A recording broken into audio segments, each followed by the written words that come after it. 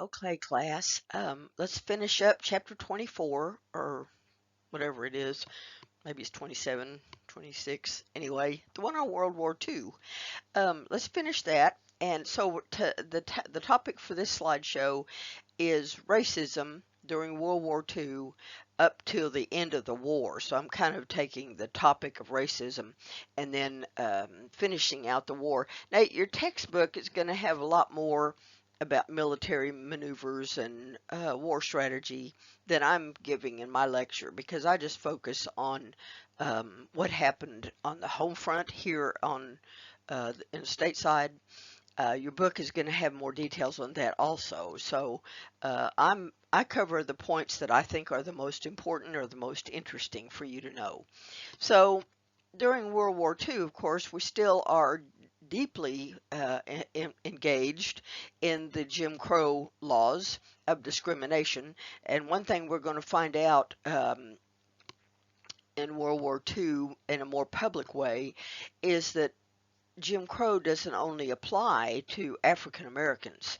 It also applies to Native Americans in areas where they are in high populations or high concentrations. It also applies to Mexican Americans. They didn't call them Hispanics at that time because virtually they were all from Mexico. And there was no distinction of ethnicity at that time like we recognize today. We also have a lot more immigrants from South America today than we had in previous decades. So the Mexican Americans are going to have segregation applied to them in Arizona, Texas, and California, not New Mexico. New Mexico is a unique society that's different from the rest of the Southwest, so it's not included in this discussion of segregation.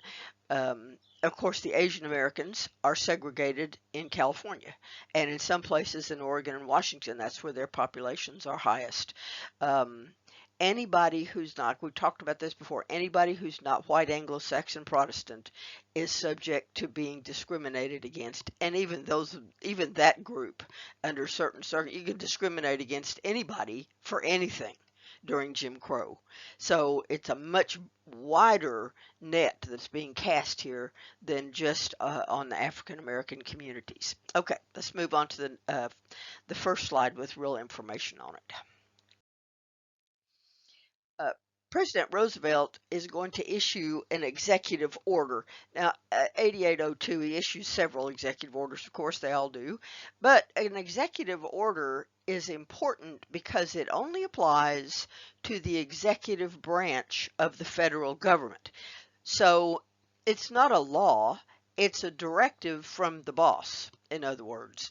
So, for instance, if the federal government was structured like a manufacturing company, which it kind of is, you'd have the high boss, the big boss, which is president, and then he's got several different heads of departments under him. Those are called secretaries: Secretary of Labor, Secretary of State, Secretary of Homeland Security, Education and Health and Welfare. There's 13 of them, I think. I can't think of them all right now, but you understand the point I'm making. So when an executive order is issued, it applies to all of them. Now, that includes the defense industry. So Executive Order 8802 was issued by President Roosevelt in 1941. It's not a huge leap forward in creating equality, but it is a small step forward. And what it did was prohibit discrimination that's in hiring and in pay against dark-skinned people, against anybody. You can't discriminate in the defense industry. That means companies that that were manufacturing anything the federal government was buying for the war effort. Plane manufacturers, shipbuilders, parts builders, clothing manufacturers. I mean, anybody that was connected with the defense industry, you cannot discriminate in those industries. That had never been done before. This is a very, very important step forward, even though it's small. It does not apply to the military, only to civilian defense contractors. President Truman in 1948 is going to integrate the military, and I'll talk about that next time in the Cold War lecture. So You can't discriminate based on race, creed, color, or national origin. That's pretty much everybody. Of course, they didn't even consider sex or gender back then because they're still not very enlightened. So it's going to make a difference because it adds to the list of small steps away from discrimination and prejudice. We saw Marian Anderson, the NAACPs formed in 1910, 1912. There's a lot of little steps that have come about, and this is one of those small steps.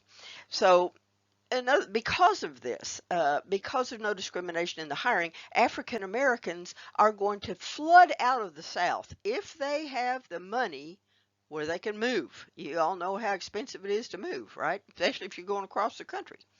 But a lot of them, the majority probably are going to go straight north. And that's generally the, sorry.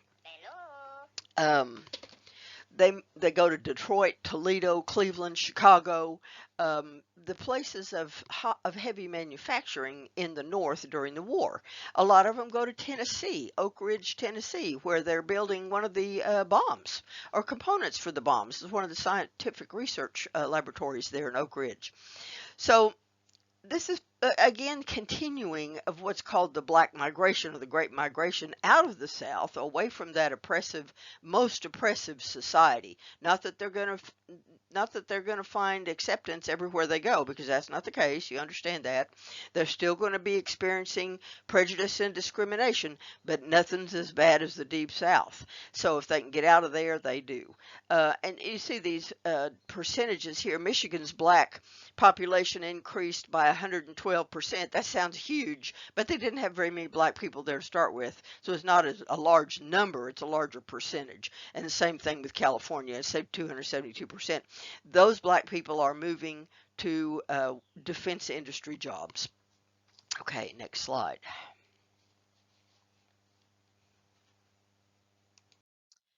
The Tuskegee Airmen are going to be one of the standout accomplishments of African Americans during World War II. You've probably heard of them. I'm going to tell you a little bit about their story.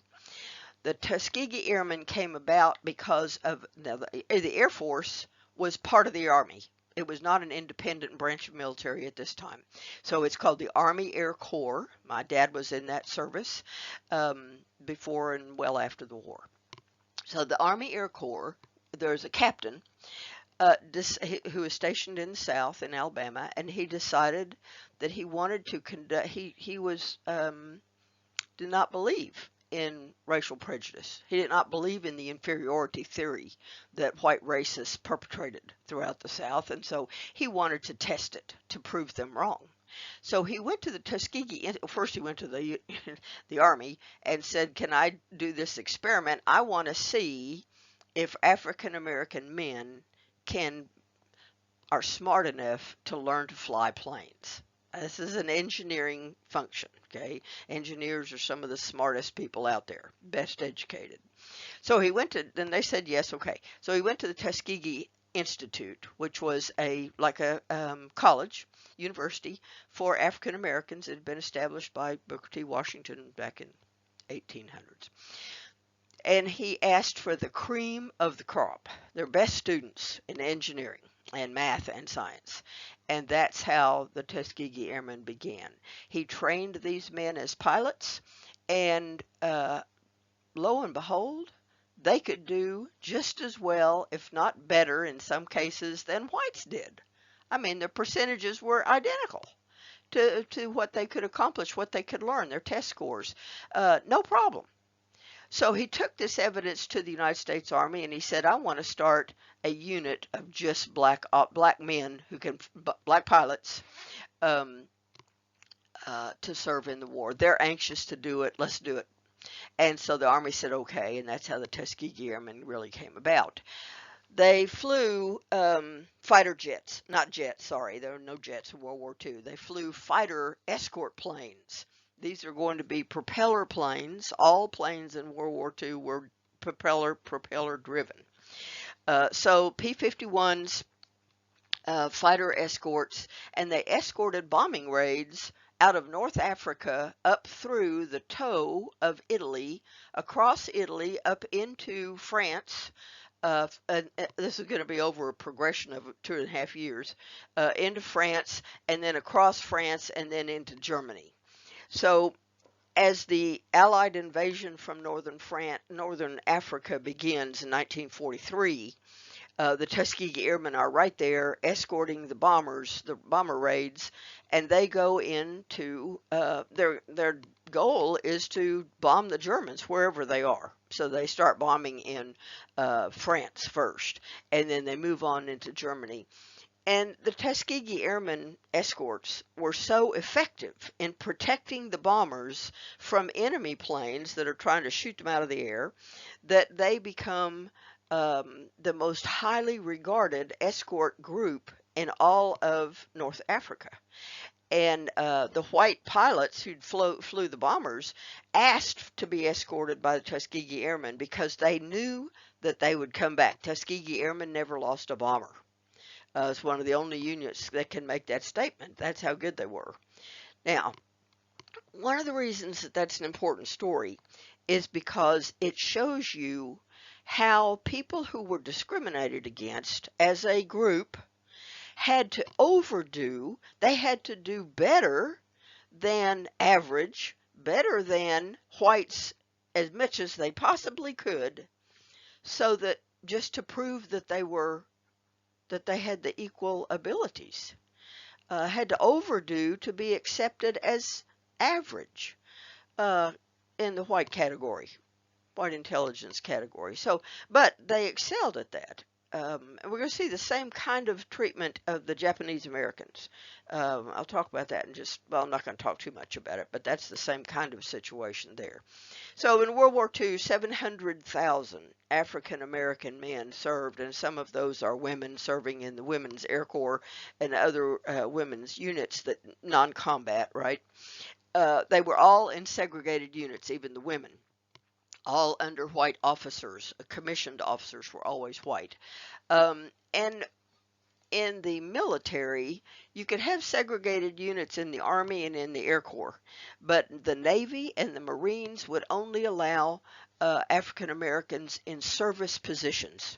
In other words, cooks, chefs, servants, body servants. Generals had body servants that prepared their clothing and stuff like that. So, that was extremely oppressive and humiliating to those men who wanted to be active participants in the war, but the Marines and the Navy were just too rigid, would not allow that. So the Army and the Air Corps did. Okay, moving on. Another demonstration of prejudice during World War II is how black servicemen were treated here at home. This first box here that shows a comparison between German prisoners of war. You may not have known that we had German prisoners of war here in America, but we did, and Italian as well. In fact, in Oklahoma, over the course of World War II, there were 37 different German POW camps in Oklahoma, just in this one state. What they did was they lived in temporary camps, and they helped farmers because there wasn't any farm help, or not enough, so they helped farmers plant their crops or harvest their crops or whatever, and they lived in, thrown together kind of barracks. Anyway, the German POWs could pretty much go wherever they wanted to go, do whatever they wanted to do. When they weren't out at a work camp, they were housed in military facilities. So on an army post, a black serviceman could not shop at the BX, the base exchange store, which is like the grocery, clothing, all like a Walmart. Black servicemen could not eat in restaurants that were segregated, but the POWs could. And of course, black servicemen could not sit in the front of military buses, but the German prisoners of war, the enemy, could sit wherever they wanted to. That shows you how rigidly segregated the United States was, especially in the South, to treat our own servicemen as second-class citizens, even while they're in uniform, while they're on duty, was the law. So German POWs used to mock Americans because they said, well, how can you criticize the way we treat minorities and the way we treat the Jews when you treat your minority, your major minority, the same, just as bad, right? Which wasn't true, but I mean they had a good point. So the story of Jackie Robinson is a really good example of this. I'm sure you know who Jackie Robinson was, the African American baseball player who integrated the white leagues in 1947 under a man named Branch Rickey, who was the manager of the Brooklyn Dodgers that hired Jackie Robinson. But that's still in the future. Okay, he's not number 42 yet. He was a lieutenant had gone to officer candidate school and was a lieutenant in the United States Army stationed in Texas at Fort Hood. And he was an MP or military police. He was assigned to guard some German prisoners of war, a whole group of them. And they were going from Fort Hood to some other post in Texas, Fort Davis or someplace, by bus. So they all piled on the military bus, and Robinson sat up front so he could watch the prisoners, behind him, so he could turn around and face them and watch them. And the driver said, "You can't sit up here in the front of the bus, boy. You got to sit in the back row." And Jackie Robinson said, I'm a police officer and I'm guarding this group of enemy prisoners, and I've got to sit in front of them so I can see what they're doing." And the bus driver just absolutely would not relinquish his stand that Robinson had to move to the back of the bus, so he called Robinson's commanding officer. And the commanding officer told him to get in the back of the bus, and Robinson refused, and so he arrested him. Jackie Robinson was court-martialed. That's in the military, that's what you call it when you're arrested. And he went to jail pending a hearing for doing his job, literally. But he violated the Army's Jim Crow or the Army's segregation rules. So while he was in jail, another African American heard about this, a man named Joe Louis. You may not have heard of him. I grew up listening to a lot of press about Joe Louis. He was the heavyweight champion of the world in boxing. Every bit as famous as Muhammad Ali was 40 years ago. So big name. And he heard about this situation with Jackie Robinson, and he didn't hesitate. He went right to the press because he knew all the press. He was that famous. So he went to the press and he said, "Look, this is the situation. This guy was guarding the enemy. They arrested him and put him in jail. What the hell's wrong with us?" And so the Army was very embarrassed. The press is a wonderful thing in many cases. And the Army dropped the charges against Robinson. So that gives you an idea of what these military men in uniform had to suffer through because of segregation. And after the war, when they came home, of course, they had learned that in Europe, they weren't discriminated against. In France, everybody loved the American soldiers in France as France was liberated from the Germans, right? You just couldn't do anything wrong. Black soldiers could sleep anywhere they want, any hotel, they could eat in any restaurant, they could use any restroom, they could do whatever they wanted to do just like they were white. And then they come home and they're being lynched by the Klan while they're wearing their uniforms. Big contrast there for those men, and that's going to be a very important motivation for the civil rights movement in the 1950s. Okay, we'll get to that later. Moving on now. Other minorities during wartime, Native Americans played a crucial role in World War II. They also did the same role in World War I, but not in as great of numbers, okay, a smaller number of people. By World War II, there were many hundreds and thousands of Native Americans that were more acculturated into Euro-American society. And so when the war broke out, of course, what do you suppose would be the motivation for Native American young men to want to go to war? I mean, obviously, they haven't been treated that well by this country. So what drives them to want to go to war for this country. Think about their culture. What do you suppose that was? Well, I'll tell you what it was. They came from warrior societies. The way young men made their name, became had gained status in the tribe, was through their actions as a warrior, leading other young men on raids of the enemy or leading them on hunts. This is how they rose in authority in the tribe. It's also how they won the girls. So without that warrior ability anymore in their culture, they were looking around for other ways to fill that role, and war was perfect. So there's always a high number of Native American young men that enlist in the military. That's a continual activity in Native American tribes. So the way they became such a great benefit to the United States in World War II is by becoming code talkers. You probably heard that term. There was a great movie several years ago with Nicolas Cage called Wind Talker, which was really a good movie, and I thought it was very, of course, fiction, but it's representative of how Native American code talkers, what they had to do during the war. So code talkers, you had to have two men that could speak the same native tongue, and then you could put one of those men in a plane and one of them on a ship, or one of them at a base and one of them in a truck, and they could communicate with each other using their native tongue. And the Japanese, we're only doing this in the South Pacific, as far as I know, the Japanese could never figure out what they were saying because they were trying to break it as a mathematical code, and it wasn't math, it was language.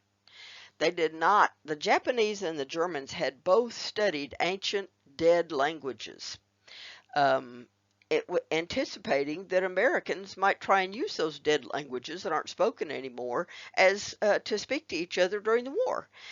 Well, but they didn't, neither one of those nations knew that Native Americans still existed or that they could still speak their native tongue. There wasn't all that many of them left because the United States government had done everything it could to keep them from learning their native tongues. Remember back in the boarding school days and even after that. So this was a great, great success. As long as you could find two native talkers, you could put them in strategic locations and they could chatter back and forth all day with secret military information that nobody else could figure out.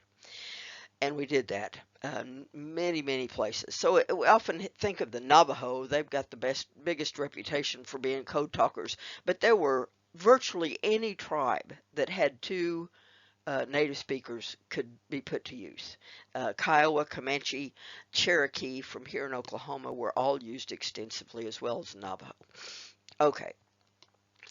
70,000 Native Americans worked as civilians in the war industry, or some of those were women. So you've always got to remember, no matter what the situation is in history, down through history, whatever men were doing, women were doing also, just not in as large numbers, in smaller numbers. And the reason we don't know about those things, that's not part of our historical lessons, is because up until the 1970s, men wrote the history books. And they just never even thought of acknowledging the role of women, or that women could have done something that was valuable enough to put in the history books. It's a different time.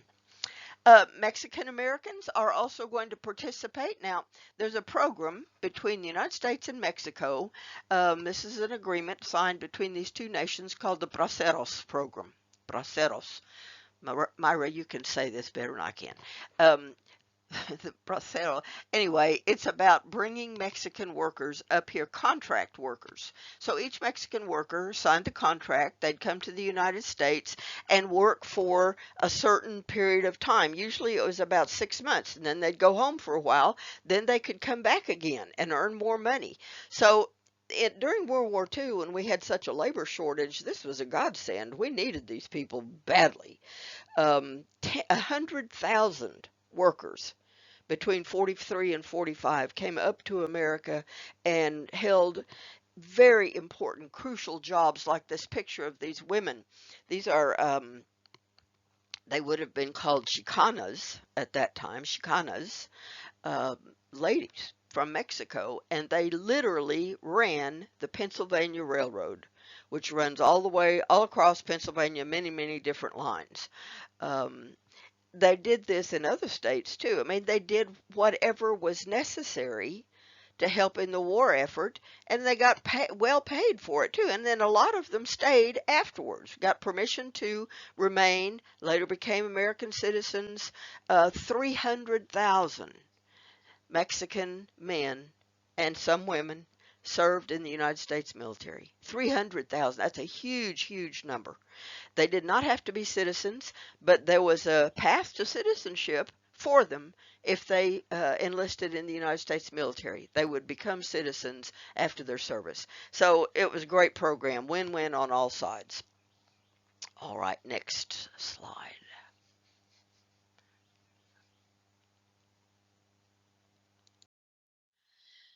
Okay, Franklin Roosevelt was president. He took office in March of 1933. He's going to be president for 12 years. He died in April 1945, so we're coming right up on his death anniversary.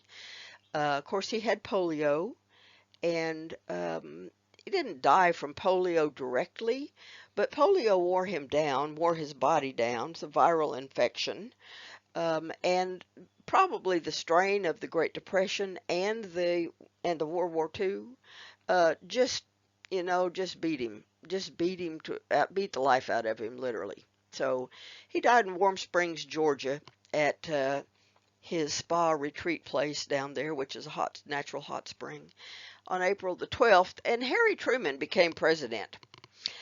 Truman was vice president, of course, but he didn't even really know Roosevelt when the party, the Democratic Party, put Harry Truman on the ticket.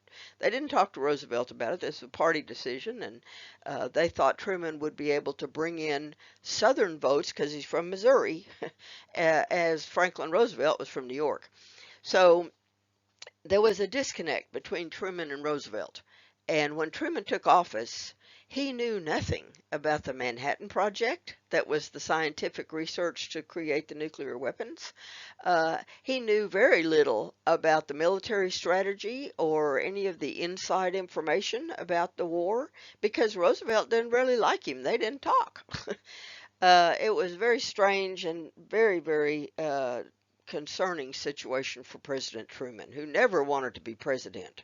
He was a public servant from the word go. That's all he was concerned about was how he could help America. He's the only president in the 20th century that left office poorer than when he came in because he refused to take any money from anybody for anything. Um, Never. Would not even, I mean, there wasn't the lobbying that we have today, but he would not listen to corporations lobbying him for things. He wasn't interested at all. He stuck to his own morals, his own inner guidance, and did what he thought was right every time. Every time. And the night that Roosevelt died, the poor guys that were working on the third shift, the night shift at Tinker, came out from their buildings and found that the area had been hit by a tornado, a big tornado. Most of the planes at Tinker that were out on the runway or on the tarmac were destroyed. Del City, Choctaw, southeast Oklahoma City, all got hit by this tornado that roared through, killed 8 people, which is not that much for this time, period of time, because they didn't have tornado predictions yet. They knew that there was going to be a bad storm. They could kind of see that coming, but they could not predict what storms might produce a tornado. So that was a bad day, April 12th. President dies and your community is devastated by a tornado, and most of the people, a lot of those 2,000 people that were injured were families of servicemen stationed at Tinker. That was when we had a lot of active Army Air Corps troops over at Tinker. There was lots and lots of barracks, and they lived in those during the war and after the war. So a lot more active military than just the people that are connected with flight that we have today. Okay, so what's President Truman going to do? Well, he takes over, and within 3 weeks, Germany surrenders. Remember in the war, in the map of the war in 4 minutes, it shows that the Allies, United States, England, and France, now we've gathered together, are marching across Germany from the west, and Russia is closing in from the east, and they meet in the center of Germany. At that point, that was the end. Hitler committed suicide in his bunker. Whoever was left surrendered, and that was the end of the war. Uh, it's it was a wild celebration, I have to say. Every place in Europe and in most places in the United States. Now, we're still fighting against Japan, of course, because this has been a war on two fronts, which is very, very straining on your resources. So one of the reasons we're so happy that Germany has finally surrendered is because now we can go over to Japan and turn all of our attention and resources onto Japan. We don't have a lot of help with that because England and France didn't have the ability to help. Um, Soviet Union said they were going to come over and they would send troops and planes and they would help us, but they never actually got there before the war ended. So we're pretty much in it on our own in Japan. We did have Canadian troops and Australian troops that were fighting with us in the South Pacific. Those were the majority of the other nations with us there.